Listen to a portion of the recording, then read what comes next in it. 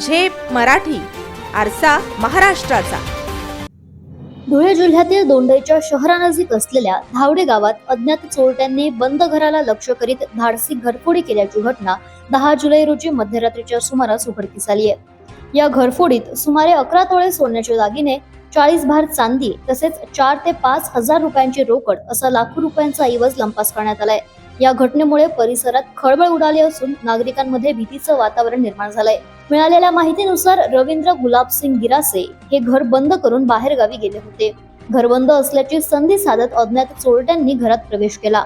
घरातील कपाटे उचकटून साहित्य अस्ताव्यस्त फेकण्यात आले, तसेच लॉकर फोडून सोन्या चांदीचे दागिने व रोकड लंपास करण्यात आली।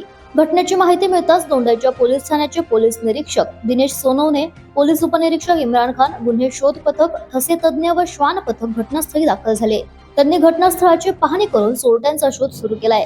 दरम्यान गावाच्या मध्यवर्ती भागात झालेल्या या घरफोडीमुळे ग्रामीण भागातील सुरक्षेचा प्रश्न पुन्हा ऐरणीवर आलाय।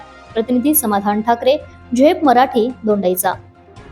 अशाच वेगळ्या आणि ताज्या बातम्यांसाठी पाहत रहा झेप मराठी, आरसा महाराष्ट्राचा। संपादक प्राध्यापक अनिल चव्हाण, धुळे।